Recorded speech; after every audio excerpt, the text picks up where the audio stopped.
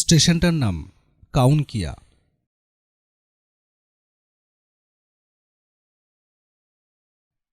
মাঝে মাঝে ভাবি কি এমন দরকার ছিল স্টেশনটার। সারাদিনে মাত্র দুটো ট্রেন যাওয়া আসা করে, একটা ভোর 4:45 ডাউন বসিরহাট লোকাল, সেইটাই আবার রাত 12:05 ফিরে আসে। কাউনকিয়ায় মিনিট খানিকের মতন দাঁড়ায়, তারপর একটা দীর্ঘ হর্ন বাজিয়ে সোজা চলে যায় রায়দিঘি জংশনে। 2 থেকে 3 জনের বেশি প্যাসেঞ্জার কখনোই উঠতে বা নামতে দেখিনি এই থমথমে কাউনকিয়া স্টেশনে। একটাই টিকিট কাউন্টার, টিকিট দেবার জন্য এবং ট্রেন যাওয়া আসার সময় গেট ফেলা এবং তোলবার জন্য একজনই লোক থাকে, আলীবাবু। এই টিকিট কাউন্টারটাই আলীবাবুর বাড়ি। ঘরের মেঝেতে একটা ছোট্ট চৌকি খাট পাতা, একটা ছোট্ট মাটির তোলা উনুনে গরম ভাত, আলু সিদ্ধ, মসুর ডাল আর বেগুন ভাজা। এই হলো আলীবাবুর সারা বছরের খাবার। তবে মাসে 2-1 দিন বাটা বা পোনা মাছের ঝোল রাখতেও দেখেছি। একজন রেলকর্মী সম্বন্ধে এতগুলো কথা বলবার অবশ্যই একটা কারণও আছে। আজ থেকে 5 বছর আগে রাতের শেষ ট্রেন এসে থামল কাউনকিয়া স্টেশনে।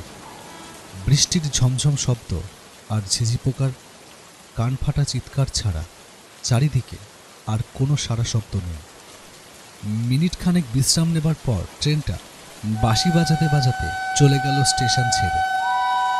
শুধু একজন ব্যক্তি ছাড়া আর কেউ নামেনি ট্রেনটা থেকে। সেই একজন ব্যক্তি যিনি নেমেছিলেন তিনি হলেন এই কাউনকিয়ার প্রাথমিক বিদ্যালয়ের নবাগত শিক্ষক সত্যজিৎ মজুমদার, অর্থাৎ আমি। যাই হোক, এই মধ্যরাতে, এই বৃষ্টিমুখর মধ্যরাতে আমার গন্তব্যের দিকে এগোবো কিভাবে? যে স্কুলে আমি জয়েন করতে চলেছি ঠিক তার পাশেই আমার একটা ঘর ভাড়াও নেওয়া হয়েছে। সেখানে পৌঁছাতে এখান থেকে, অর্থাৎ এই স্টেশন থেকে হেঁটে যেতে সময় লাগে মাত্র 15 মিনিট। কিন্তু যাবার এখন কোনো উপায় নেই। আচ্ছা, বিপদে পড়ে ভাবছি এখন কি করব। এমন সময় শুনতে পেলাম, বাবু, এই যে বাবু, এইদিকে এইদিকে বাবু, এইদিকে আসুন। এই নির্জনতার মধ্যে হঠাৎ মানুষের কণ্ঠস্বর। আমি চমকে উঠলাম। পাশে তাকিয়ে দেখি খানিক দূরে একটা ছোট্ট চালা ঘর। বুঝে নিলাম এইটাই টিকিট কাউন্টার, আর যে ডাকছে সে নিশ্চয়ই স্টেশন মাস্টার হবে। ভাবলাম যাই হোক, যদি রাত্রিটা টিকিট কাউন্টারে আশ্রয় নেওয়া যায়, কারণ বৃষ্টির কোনো থামবার লক্ষণ নেই। আবার ডাক এলো, কি হলো বাবু, আসুন। আরে কি এত ভাবছেন? বৃষ্টিতে ভিজবেন নাকি সারা রাত? আসুন আসুন আসুন। আর কিছু না ভেবে সেই দিকে পা বাড়ালাম।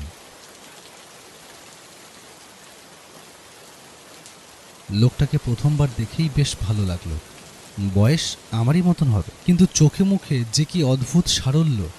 আমাকে দেখেই বাচ্চা ছেলের মতন একগাল হেসে বলল, আসুন বাবু, ভেতরে আসুন।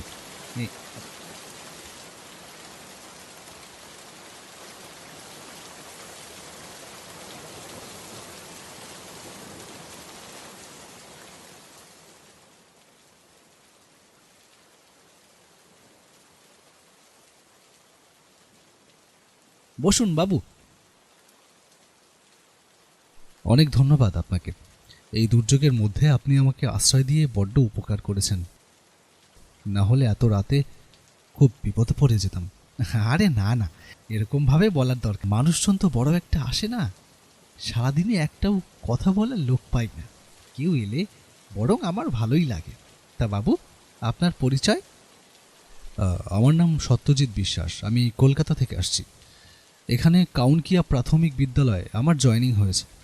ওমা, সে কি বাবু, কলকাতা শহর ছেড়ে এখানে এই বন জঙ্গলে আপনার কি ভালো লাগবে?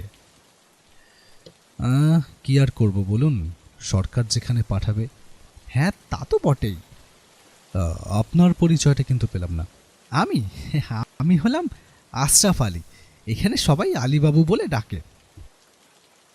আজ প্রায় 9 বছর এই কাউনকিয়া স্টেশনে চাকরি করছি বাবু।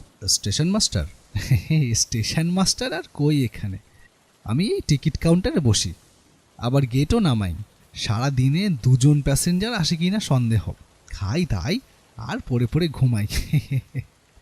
যাকে বাবু, হাত মুখ ধুয়ে নিন, আমি ভাত বাড়ছি। বেশি কিছু রাঁধি না, একা মানুষ, বুঝতেই তো পারছেন, এই গরম ভাত, ডাল আর বেগুন ভাজা। আরে না না, ঠিক আছে। আলী আমার মুখের দিকে কয়েক মুহূর্ত তাকিয়ে থেকে বলল, আমি মুসলমান, সেই জন্য বুঝি খেতে ইচ্ছে করছে না বাবু? না না, তা ঠিক নয়, খেতে পারি, তবে একটা শর্তে। আমাকে বাবু নয়, সত্যজিৎ বা সত্য বলতে হবে, আর আপনি নয়, তুমি বলতে হবে। সেই প্রথম দিন থেকেই আলীর সাথে একটা অকৃত্রিম বন্ধুত্বের সম্পর্ক তৈরি হয়েছিল।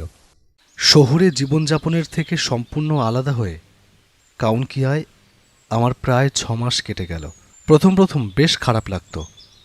কলকাতার কোলাহল ছেড়ে প্রিয় মানুষগুলোর থেকে এত দূরে এসে এই নির্জন নিস্তব্ধ কাউনকিয়ায় মানিয়ে নিতে পারছিলাম না কিছুতেই। দিনে মাত্র 4 ঘন্টা স্কুল, সেই সময়টাই নিজেকে জীবন্ত মানুষ বলে মনে হতো। স্কুলের বাইরে আর চেনা মানুষ বলতে ছিল শুধুমাত্র আলী। অবশেষে একদিন তো না পেরে সিদ্ধান্ত নিয়েই ফেললাম, এখানকার চাকরি ছেড়ে কলকাতায় পালাবো। আলীকে বিষয়টা বলায় আলী বলেছিল, সত্যজিৎ, তুমি ভুল করছো। প্রথম প্রথম একটু এরকম মনে হয়, কদিন থাকো, দেখবে সব ঠিক হয়ে গেছে। এই কাউনকিয়া মায়ার জগৎ সত্যজিৎ বাবু, দেখবে একদিন এই কাউনকিয়া ছেড়ে তোমার আর কোথাও যেতেই ইচ্ছে করছে না। স্কুল ছুটির পর প্রায় প্রতিদিনই স্টেশনে এসে অনেকক্ষণ সময় আলীর সাথে গল্পগুজব করে কাটাতাম। এই কাউনকিয়ায় এতগুলো বছর একা একা কেটে গেছে আলীর। সেই সব অভিজ্ঞতার কথা তার মুখ থেকে শুনতে আমার বেশ ভালোই লাগতো। একদিন সন্ধেবেলা আলী হঠাৎ বলল, বুঝলে সত্য, পলাশপনির মেলা তো শুরু হচ্ছে কাল থেকে, তা যাবে নাকি একদিন? পলাশপনির মেলার গল্প আলী আমাকে আগে বলেছে। এই কাউনকিয়ার জঙ্গলটা পেরিয়ে একটা ছোট্ট আদিবাসী গ্রাম আছে, তার নাম পলাশপনি। প্রত্যেক বছর শীতের শুরুতে আদিবাসীদের একটা নিজস্ব মেলা বসে। আমি বললাম, তা যাওয়াই যায়, চলো একদিন। তাহলে কালই চলো সত্যজিৎ, কাল তো রবিবার, তোমার স্কুল বন্ধ, বেলায় বেলায় বেরুলে সন্ধ্যের আগে ফিরে আসা যাবে। ঠিক আছে, তাহলে চলো কালকেই। আলীর নিজের একটা সাইকেল আছে। আমি স্কুলের এক সহকর্মীর কাছ থেকে তার সাইকেলটা ধার নিয়ে রওনা দিলাম পলাশপনির উদ্দেশ্যে। কাউনকিয়ার এদিকে ওদিকে মাঝে মাঝে ঘোরাঘুরি করেছি বটে, কিন্তু এই জঙ্গলের পথে এর আগে কখনো আসিনি। আমি প্রকৃতিপ্রেমিক নই, বরাবরই কলকাতার শহুরে জীবনকেই নিজের প্রকৃতি বলে মনে করেছি। কাউনকিয়ার জঙ্গলে আমি যেন নতুন করে আবিষ্কার করলাম নিজেকে। এখন বর্ষাকাল নয়, কিন্তু কাল ভোররাতে হঠাৎ বৃষ্টি নেমেছিল। বহুদিনের শুকনো মাটি হঠাৎ বৃষ্টিস্নাত হয়েছিল কাল ভোর রাতে। তার সোদা গন্ধ এখনও ভেসে আসছে। তার সাথে মিশে রয়েছে নাম না জানা কোনো এক ফুলের অদ্ভুত মিষ্টি গন্ধ। আলী বলল, বুঝলে সত্যজিৎ, জঙ্গল তো এখন অনেক কমে গেছে। আমি যখন প্রথম এখানে আসি তখন ছিল সত্যিকারের কাউনকিয়ার জঙ্গল। দিনের বেলা সূর্যের আলো মাটিতে পৌঁছতো না। আচ্ছা আলী, তখন এই জঙ্গলে বাঘটাক কিছু ছিল না? মাঝে মাঝে রাতের বেলা বাঘের ডাক শোনা যেত বটে, কিন্তু চোখে কখনো দেখিনি, বুঝলে। জঙ্গলের ভেতর থেকে একটা আবছা পথের রেখা এসে আমাদের পথের সাথে মিশেছে। আমি হঠাৎ দাঁড়িয়ে পড়লাম। আলীকে জিজ্ঞেস করলাম, আলী, এই পথটা কোন দিকে গেছে? এই পথেও পলাশবনি যাওয়া যায়, কিন্তু এই পথে কেউ যায় না শুনে আমার বেজায় কৌতূহল হলো। আমি ফেলুদার ফ্যান, রহস্যের গন্ধ পেলে মনের ভিতরটা কেমন যেন একটা মোচড় মেরে ওঠে। বললাম, পলাশবনি যাওয়া যায় যখন, তখন এই পথেই যাওয়া যাক না। আলী হঠাৎ যেন গর্জন করে উঠল, না, খবরদার সত্যজিৎ, ভুলেও এ পথে না, যেমন যাচ্ছি তেমনই চলো। আলী, আরে চলোই না বাবা, কি হবে? সত্যজিৎ, এই জঙ্গল সম্বন্ধে তুমি কিচ্ছু জানো না। সে পরে জানা যাবে ক্ষণ, এখন চলো তো। সত্যজিৎ! আলীর তীব্র নিষেধ উপেক্ষা করে আমি সেই আবছা পথে সাইকেলের চাকা গড়িয়ে দিলাম। আর ঠিক সেই সময় আমার সাথে যা ঘটল তার জন্যে আমি মোটেও তৈরি ছিলাম না। এই রাস্তায় ওঠার সাথে সাথে আমার মনে হলো সাইকেলটার ওপর যেন আমার কোনো নিয়ন্ত্রণ নেই। কারা যেন বাতাসের বেগে উড়িয়ে নিয়ে যাচ্ছে সাইকেলটা, শুদ্ধ আমাকে। আমি বুঝলাম সাইকেলের চাকা আর মাটি ছুঁয়ে নেই, তা যেন শূন্যের ওপর দিয়ে ভেসে চলেছে। অপ্রত্যাশিত ঘটনায় আমার সমস্ত অনুভূতি যেন হারিয়ে গেল। কোথায় যাচ্ছি আমি, কি হতে চলেছে আমার সাথে, সেই উৎকণ্ঠা যেন আমার চিন্তা জগতের বাইরে চলে গেছে। কাঠের পুতুলের মতন আমি নিথর হয়ে বসে রইলাম সাইকেলের ওপর। হঠাৎ রাস্তা শেষ হয়ে শূন্যের পথ বেয়ে নিচে নামতে শুরু করলাম। আমার চেতনা তখনও জাগ্রত হয়নি, শুধু এইটুকুনি বুঝলাম মৃত্যুর সাথে আমার শীঘ্রই দেখা হতে চলেছে। যখন চোখ মেললাম দেখলাম আলী সারল্য মাখা মুখ নিয়ে আমার দিকে তাকিয়ে আছে।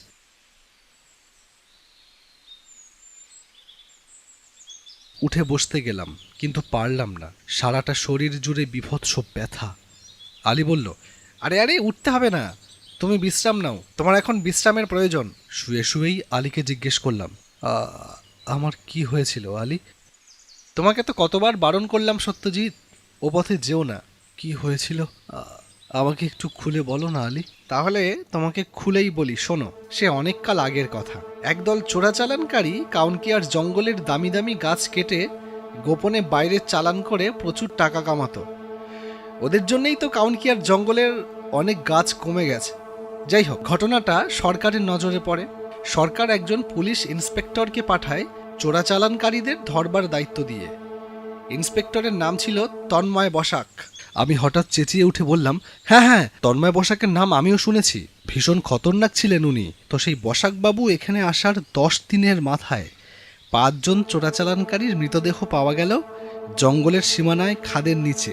ইন্সপেক্টর তাদের 5 জনকে গ্রেপ্তার করে জীবন্ত অবস্থায় খাদের থেকে নিচে ফেলে দেয়। মৃত্যুর পর তাদের প্রেতাত্মা ওই খাদে বসবাস করে। আর এই খাদের পথেই যদি কেউ ভুল করে পা বাড়ায়, তাহলে সেই অতৃপ্ত আত্মারা তাকে টেনে নিয়ে যায় খাদের দিকে নিজেদের দল ভারী করার জন্য। তুমি সেই জন্যই আমাকে ওই পথে যেতে বারণ করেছিলে, কিন্তু আমি তো খাদ থেকে গড়িয়ে পড়েছিলাম, বাঁচলাম কি করে? তুমি খাদে পড়নি সত্য, একটা গাছের ডালে আটকেছিলে। আমি অনেক কষ্টে তোমাকে সেখান থেকে তুলে আনি। সারাটা রাত তুমি অজ্ঞান হয়েছিলে, আর তুমি সারা রাত এইভাবে আমার পাশে বসেছিলে। ঠিক কিভাবে জানি না। এই ঘটনার 3 দিনের মাথায় আমার বদলির অর্ডার এলো। কলকাতার হালি শহরে একটা নতুন স্কুলে জয়েন করতে হবে। আমার বাড়ির কাছেই। আমার চলে যাবার দিন স্টেশনে আলী আমাকে জড়িয়ে ধরে বলল, ভালো থেকো বন্ধু, আবার দেখা হবে। বাড়ির কাছেই পোস্টিং হওয়ায় আমার তো আনন্দ হবার কথা ছিল, কিন্তু হলো না। মনের ওপর বিষণ্ণতার কালো মেঘ ছেয়ে রইল। আলীর সাথে কি আর কোনোদিন দেখা হবে? যে নির্জন কাউনকিয়া ছেড়ে চিরকালের মতো চলে যাচ্ছি, সেই কাউনকিয়ার জঙ্গল কি আমার মন থেকে কোনো দিন উপড়ে ফেলতে পারবো?